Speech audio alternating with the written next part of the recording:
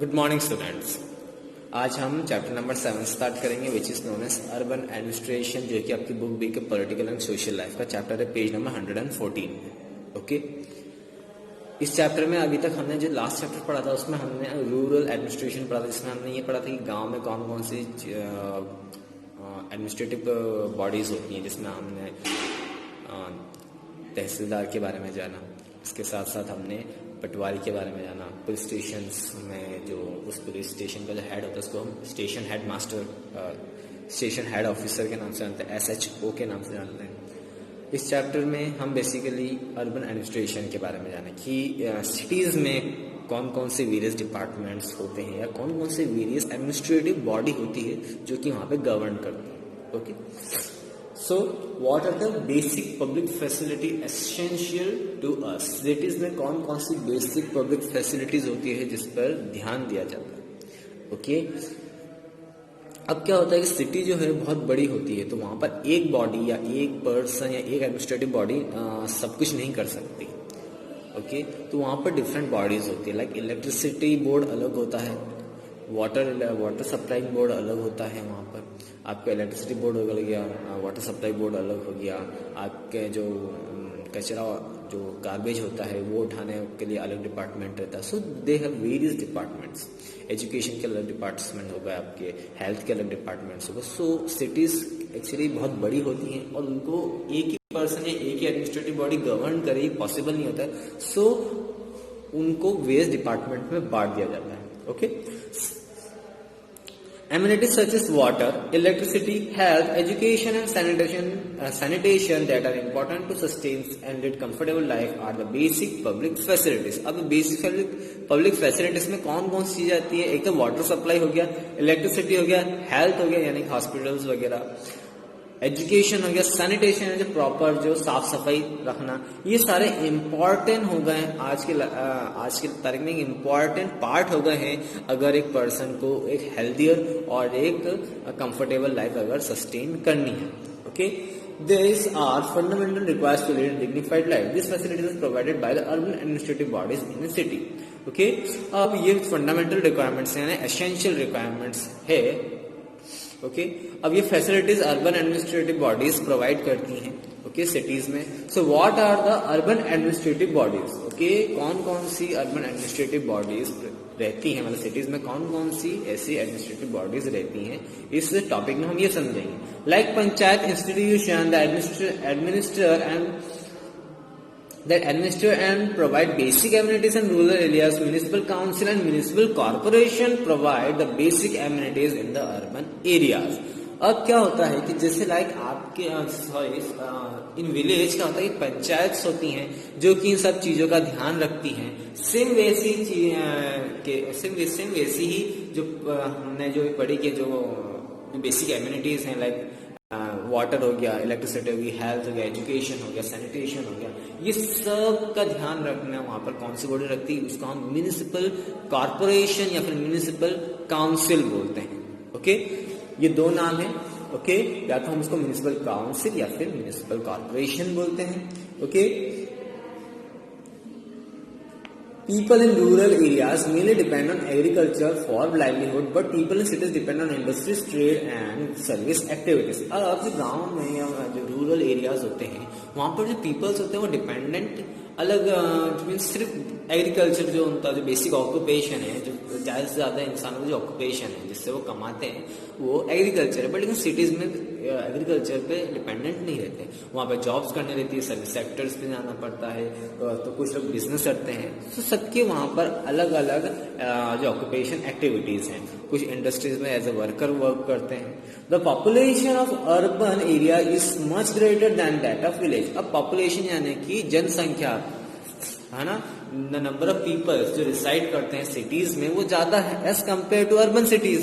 Okay, due to varied needs of this huge population a large network basic infrastructure is required in the city.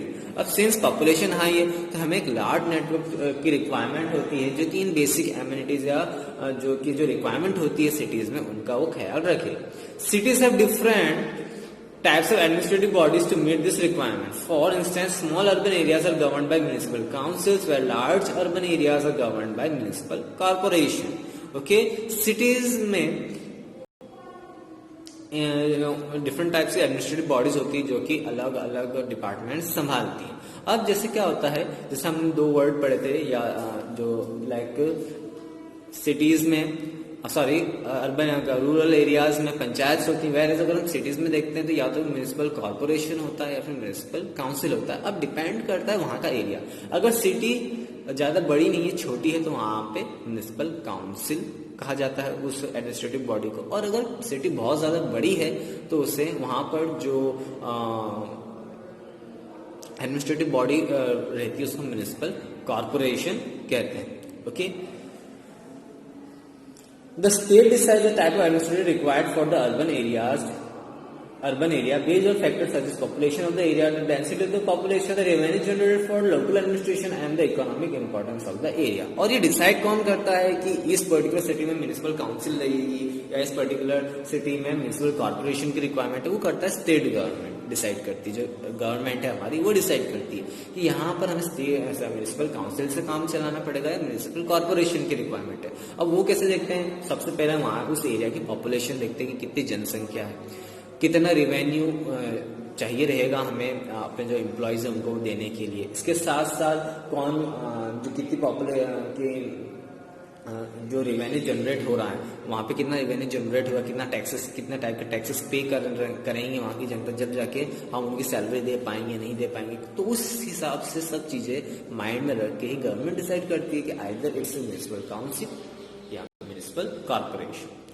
Okay, now self-government in India is not a recent phenomenon. Okay, जो self governance है India में ये अभी अभी में या देश के आजाद होने के बाद नहीं हुआ है, ये पहले से ही ब्रिटिश रूल के दौरान इसको स्टार्ट कर दिया गया था। इसको स्टार्ट करने वाले थे लॉर्ड रिपन, जो कि 1880 से 1884 के बीच में यहाँ पर वाइसरॉय थे इंडिया के। Okay, means you can say that he was the head of the जो भी फैसले लेने थे उसके वो हेड थे ना, वाइसरॉय बने थे इंडिया के नाउ इन इंडिया। और उन्होंने ही ये लोकल सेल्फ गवर्नमेंट का जो आइडिया था वो उन्होंने ही निकाल के दिया था, उन्होंने ही इम्प्लीमेंट करवाया था। ओके, उन्होंने ही म्युनिसिपल कॉर्पोरेशंस के इलेक्शंस करवाए थे। जो बड़ी बड़ी सिटीज हुआ करती थी वहां पर जो एडमिनिस्ट्रेटिव बॉडी थी उनको लॉर्ड रिपन ने ही वहां पर म्युनिसिपल कॉर्पोरेशन फॉर्म किया था ताकि वहां पर उस पर्टिकुलर एरिया को प्रॉपरली गवर्न कर पाए। Okay, so what are the functions of municipal council and municipal corporation. अब इनका काम क्या है इन म्युनिसिपल काउंसिल और म्युनिसिपल कॉर्पोरेशन का?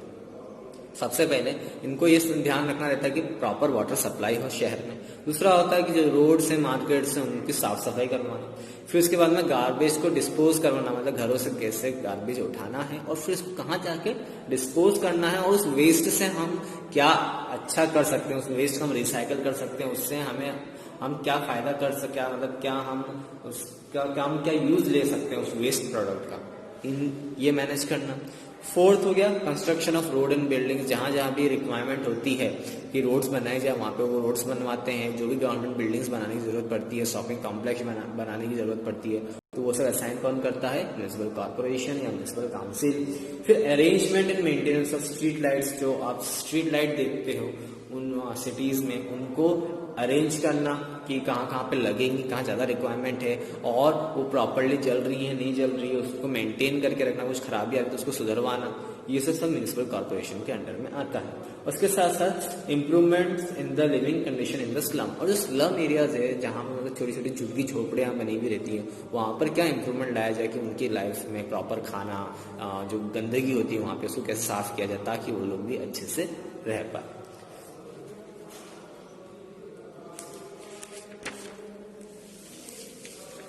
इसके साथ साथ primary health care and sanitation. Primary health care यहाँ पे इन द सेंस जो प्राइमरी जो छोटे हॉस्पिटल्स होते हैं, गवर्नमेंट हॉस्पिटल्स हो गए, वहां पर क्या सुविधा हम दे सकते हैं। ओके, फिर मेंटेनेंस ऑफ म्युनिसिपल स्कूल्स। जो गवर्नमेंट स्कूल्स से उनमें मेंटेनेंस करना, उनको देखना कि वहाँ पे एक्चुअल में पढ़ाई हो रही है नहीं हो रही है, बच्चे आ रहे हैं नहीं आ रहे हैं, वहाँ पे टीचर्स पढ़ाने आ रहे हैं नहीं आ रहे हैं, उनको प्रॉपर मेंटेन करना। इसके साथ साथ रजिस्ट्रेशन करना बर्थ और डेथ का।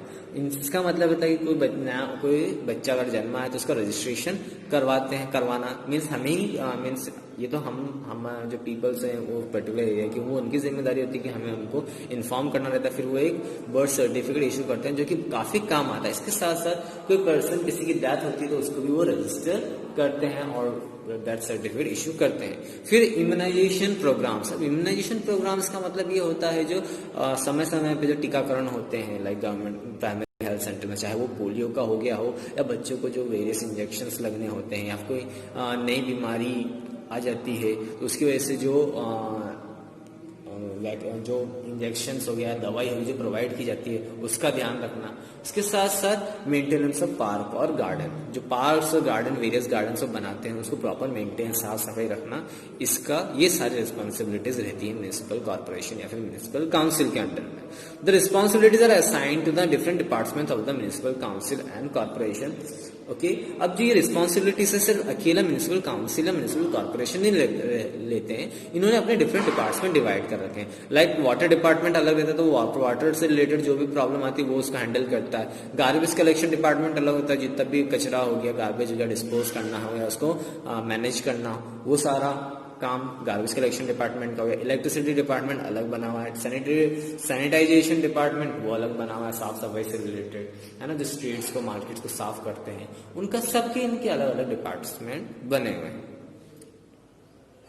अब अगर हम बात करें सबसे बड़ा या फिर सबसे बड़ी म्युनिसिपल कॉर्पोरेशन कहाँ सिचुएटेड है, तो वो 4 जगह पर सिचुएटेड है, दिल्ली, मुंबई, कोलकाता और चेन्नई। ये हमारी इंडिया की सबसे बड़ी म्युनिसिपल कॉर्पोरेशन है। Okay, now how are municipal council and municipal corporation are form. अब ये म्युनिसिपल काउंसिल और as well as municipal corporation form कैसे होते हैं? A municipal council or municipal corporation is a form of local self-government in urban areas. A city has been divided into wards. Every ward has a representative known as ward councillor. A ward councillor is elected by the people from each ward on the basis of the adult franchise for a term of 5 years. Anyone above the age of 21 can contest the election of a ward councillor. Okay, अब जैसे कि like हमने rural area में पढ़ा था कि panchayat system में होता है तो वहाँ पर भी अलग अलग ब्लॉक्स बना दिए जाते थे और उसके हिसाब से वहाँ पे इलेक्शंस होते थे। सेम ऐसा ही यहाँ पर भी होता है। सिटीज को डिफरेंट वार्ड्स में डिवाइड करता है, like ward number 1, ward number 2, ward number 3, ऐसे अलग अलग वार्ड, जितने नंबर ऑफ वार्ड्स वहाँ पे डिसाइडेड होते हैं। अब उन वार्ड्स में एक रिप्रेजेंटेटिव खड़ा होते हैं, जिसको वहाँ के पीपल, उस पर्टिकुलर वार्ड के पीपल ही वोटिंग देके उसको इलेक्ट करते हैं। 2 से 3 पर्सन रिप्रेजेंटेटिव खड़े होते हैं। कोई भी पर्सन जिसकी एज 21 साल से ज्यादा हो वो इलेक्शन कंटेस्ट कर सकता है वार्ड काउंसिलर का। वार्ड काउंसिलर को हिंदी में पार्षद कहा जाता है। पार्षद का इलेक्शंस लड़ते हैं, वार्ड काउंसिलर का इलेक्शंस लड़ते हैं और जो भी पर्सन इलेक्ट होता है तो वो वहाँ उस पर्टिकुलर वार्ड का वार्ड काउंसिलर या पार्षद बन जाता है। और उस पर्टिकुलर वार्ड में जितनी भी प्रॉब्लम्स हो गई, चाहे वो लाइट से हो, इलेक्ट्रिसिटी से हो, स्ट्रीट लाइट से हो, आपके वाटर से प्रॉब्लम हो, तो कोई भी कंप्लेंट होती है तो सारे पर्सन उस वार्ड काउंसिलर के पास ही जाते हैं, जो कि इनका जो टर्म रहता है वही 5 साल का रहता है। हर 5 साल में वापस से वार्ड काउंसिलर के इलेक्शंस होते हैं। Now some of the seats are reserved for peoples from scheduled caste and scheduled tribes. अब कुछ सीट्स ऐसी होती है जो कि शेड्यूल कास्ट और शेड्यूल ट्राइब्स के लिए पहले से ही रिजर्व रहती है कि वहां पे कोई एससी या एसटी कम्युनिटी का पर्सन ही वहां पे इलेक्शन लड़ेगा।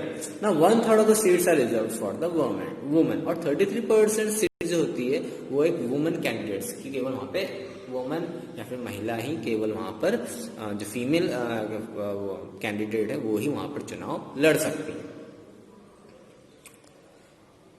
The mayor presides over the meetings of the corporation and guides its discussion। इसके साथ साथ एक मेयर का इलेक्शन भी होता है जो कि इस पूरे म्युनिसिपल कॉर्पोरेशन को गाइड करता है, म्युनिसिपल कॉर्पोरेशन को गाइड करता है। तो उसके भी इलेक्शन होते हैं, उसमें भी 2 से 3 जने खड़े होते हैं, फिर उनके लिए भी इलेक्शंस होते हैं।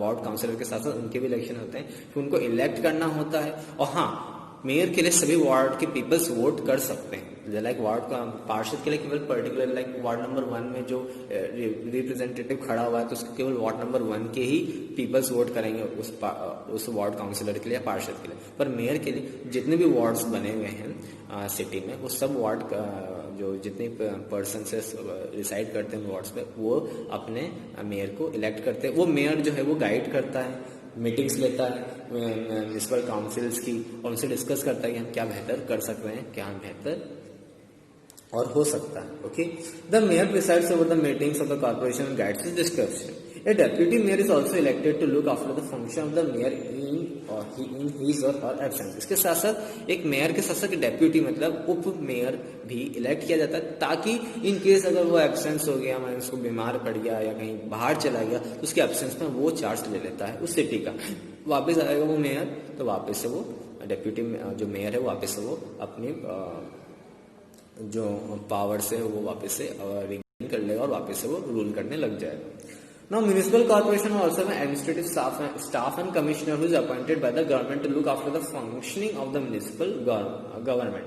The councillor discusses and decides on the various related issues to the urban administrator. The policies decided by the councillor are implemented by the commissioner and the administrative staff. Okay. इसके साथ साथ एक municipal government का एक वो भी होता है जो उन म्युनिसिपल कॉर्पोरेशन का हेड माना जाता है, जिसको क्या आप लोग कभी आपने सुना होगा CMO या फिर नगर निगम के कमिश्नर, आयुक्त के नाम से जाना होगा. सिटीज में उनको आयुक्त कहा जाता है. म्युनिसिपल कॉर्पोरेशन के कमिश्नर होते हैं जो कि पूरे जितने भी गवर्नमेंट ऑफिसर्स हैं उनको हेड करते हैं. वो बहुत सारे जो भी एडवाइस देनी होती है वो देते हैं. मीन्स प्रॉपर फंक्शनिंग हो रही है कि नहीं, जो मतलब जो गवर्नमेंट ऑफिसर्स हैं वो प्रॉपरली काम कर रहे हैं कि नहीं, उसका ध्यान रखना. ओके. विलेजेस में CM जो छोटी छोटी जो म्यूनिसिपल काउंसिल्स होती हैं तो वहाँ पे CMO रहते हैं. ओके. और जो बड़ी बड़ी सिटीज होती हैं वहाँ पे म्यूनिसिपल कॉर्पोरेशन के कमिश्नर की उपाधि होती है, उनकी डेजिग्नेशन ये होती है. Any important decisions that can have an effect on the entire city is made by the group of ward councillor. Okay, councillors form committees to discuss, debate, and decide on different issues. There are committees for water, electricity, roads, garbage disposal, and so on. In case of the problems within a ward, people can contact the ward councillor for its resolution. जैसे मैंने कहा कि अगर with in the ward अगर कोई problem है तो वो अपने वार्ड काउंसलर के पास जाएंगे कि ये प्रॉब्लम हो रही है. और अगर कोई ऐसा बहुत इंपॉर्टेंट डिसीजंस लेना होता है शहर के लिए तो पहले सारे वार्ड काउंसलर को एक जगह इकट्ठा किया जाता है, वहाँ पे मीटिंग्स रखते हैं, वहाँ से उनके एडवाइस ले जाती है और उसके तहत ही कोई भी इंपॉर्टेंट डिसीजन जो भी लेना होता है सिटी के बारे में वो पार्षद की निगरानी में रहकर, वार्ड काउंसलर की निगरानी में रहकर, उनके प्रेजेंस में लेकर, मीटिंग लेकर डिस्कस करके ही कोई भी डिसीजन सिटी में इम्प्लीमेंट किया जाता है. All ward councillors meet and prepare a budget and allocate funds for various expenditure depending on the requirements of the respective ward. अब सारे ही वार्ड काउंसलर जो होते हैं वो सारा स्टडी करते हैं, रिसर्च करते हैं कि हमारे वार्ड में इस चीज़ की कमी है, इसके लिए हमें इतने पैसे सैंक्शन करना. सपोज कीजिए कि आपके सपोज कीजिए कोई पर्टिकुलर वार्ड है यहाँ पे रोड्स बनी हुई नहीं है, तो वो उन मीटिंग्स में जाके जब सारे काउंसलर मिलते हैं तो वहाँ पर वो अपने सारे वो डॉक्यूमेंट्स सबमिट करती है, हमें यहाँ रोड बनवानी है, यहाँ गेट बनवाने हैं, यहाँ पे ये वाली फैसिलिटीज़ लगवानी है, तो इसके लिए हमें प्रॉपर फंडिंग किया जाए, मीन्स बजट एलोकेट किया जाए कि यहाँ के लिए रोड्स बनाई जाए. तो ये जो वार्ड काउंसलर का काम क्या होता है कि जो भी पीपल्स को, वहाँ के पीपल्स को जिनमें सुविधाओं में दिक्कत आ रही है, जो भी वहाँ के पीपल्स के सुविधाओं की डिमांड्स है कि हमें ये सारी सुविधा हमें चाहिए, तो वो सारी चीज़ें जो वार्ड काउंसलर जो है वो मेन जो जहाँ पर मीटिंग होती है वार्ड काउंसलर की वहाँ पे वो रखता है और वहाँ से बजट सैंक्शन करवाता है ताकि वो सारी फैसिलिटीज वहाँ पर मिल सके. ओके. अब जो ये एक फैक्ट है जो कि आपके अमेंडमेंट के ऊपर है, द 74 अमेंडमेंट एक्ट ऑफ 1994. जब भी हमारे संविधान में, हमारे कानून में कुछ बदलाव किए जाते हैं उसको हम अमेंडमेंट बोलते हैं. वैसे ही 74th अमेंडमेंट है जो कि 1992 में किया गया था, जो कि इंट्रोड्यूस किया था local self government in urban India which deals with municipalities. This amendment is also known as Nagar Palika act. Okay. इसमें कुछ संशोधन किए गए ताकि जो लोकल सेल्फ गवर्नमेंट है अर्बन एरियाज में प्रॉपर्ली फंक्शन कर पाए, तो उस एक्ट को हम बोलते हैं नगर पालिका एक्ट. ओके. इस वजह से बहुत से हिंदी में, हाँ इंग्लिश में म्युनिसिपल कॉर्पोरेशन बोलते हैं, बहुत से हिंदी में रहता है उसको या तो नगर निगम या फिर नगर पालिका कहा जाता है. ओके. नगर निगम म्युनिसिपल काउंसिल हो गया, नगर पालिका म्युनिसिपल कॉर्पोरेशन हो गया. Okay. The oldest municipal corporation in India is the Municipal Corporation of Chennai, established in 1688. सबसे पुरानी म्यूनिसिपल कॉर्पोरेशन इंडिया की है तो वो चेन्नई की है, जिसको स्टैब्लिश किया गया था 1688 में. The corporation which is also known as Madras corporation, the second oldest in the world. और ये दुनिया की सबसे सेकंड ओल्डेस्ट म्यूनिसिपल कॉर्पोरेशन में से है। इसका नाम मद्रास कॉर्पोरेशन के नाम से जाना जाता है। सेम ओके, जो मुख्य म्यूनिसिपल कॉर्पोरेशन चेन्नई की उसको मद्रास कॉर्पोरेशन के नाम से जाना जाता है। ये इंडिया की पहली म्यूनिसिपल कॉर्पोरेशन थी और दुनिया की सबसे दूसरी पुरानी म्यूनिसिपल कॉर्पोरेशन है। नाउ सब contracting. Now, in recent times, commissioners of some municipal corporation have hired private contractors to collect and process garbage. Okay, बड़ी-बड़ी सिटीज में जो म्यूनिसिपल कॉर्पोरेशन के जो कमिश्नर्स होते हैं, जो हेड होते हैं, आजकल उन्होंने प्राइवेट कंपनीज को एक टाइप की जिम्मेदारी दे दी है कि आपकी जिम्मेदारी है कि जितना भी गार्बेज, जितना भी कचरा है, वो आप डिस्पोज करेंगे, यानी कि आप शहर से उठाएंगे और उसको आप अपने डिस्पोजल प्लांट में डिस्पोज करेंगे। दिस इज कॉल्ड एज सब कॉन्ट्रैक्टिंग। इसी को हम बोलते हैं सब कॉन्ट्रैक्टिंग। काम किसका था? ये म्यूनिसिपल कॉर्पोरेशन का कचरा उठाने का। पर लेकिन उन्होंने कॉन्ट्रैक्ट्स दे दिए, लाइक 1 साल के लिए ये वाली कंपनी ही कचरा उठाएगी, इसके अलावा और कोई अदर कंपनी नहीं उठाएगी। तो इस टाइप के चीज को हम बोलते हैं सब contracting. Okay, in subcontracting the work that was earlier done by the government worker is now been accomplished to private agencies due to financial and operational reason. However, private workers get lesser wages than government employees. Also, they do not have job security and other benefits as government employees do. For instance, private contractors often do not take the responsibility of work related to injuries of workers. अब इसमें नुकसान क्या होता है सब contracting देने में कि जो प्राइवेट वर्कर जो काम करते हैं उनको एक तो ना जॉब सिक्योरिटी मिलती है, ना उनको उस हिसाब से तनख्वाह नहीं मिलती, जो उनके जो वेजेस होते हैं उनको प्रॉपर नहीं मिलते हैं। और अगर बाई चांस अगर कोई हादसा हो जाता है तो उनको इंजरी के टाइम पर उनको वो पैसा भी नहीं दिया जाता, उनको खुद ही अपनी मेडिकल जो भी होता है, मेडिकल रिक्वायरमेंट्स को खुद ही करना पड़ता है। सो ये सब कॉन्ट्रैक्टिंग किया जाता है। हालांकि इसका करने का रीजन ये होता है कि प्राइवेट कंपनी को इसलिए असाइन कर जाता है कि कभी कभी गवर्नमेंट एम्प्लॉयज जो हैं वो प्रॉपरली काम नहीं करते हैं, जिसकी वजह से जो सिटीज़ हैं वहाँ के पीपल जो हैं वो बहुत ज़्यादा कंप्लेंट करते हैं। इस वजह से प्राइवेट कंपनीज को कॉन्ट्रैक्ट दे दिया जाता है, ताकि बिकॉज प्राइवेट कंपनीज क्या होती हैं, प्रॉपरली काम करती हैं, जिससे कि लाइक गार्बेज हो गया, कचरा हो गया, वो सिटी को साफ रखने में हेल्प करती हैं। ओके, यहाँ पर हम आज आपका हम यहाँ पे रोक रहे हैं। नेक्स्ट लेक्चर में हम how do urban administrative bodies get funds. Okay, urban administrative bodies को फंड्स यानी पैसा कहाँ से मिले, इसके बारे में जाना है। आज के लिए इतना ही। Thank you.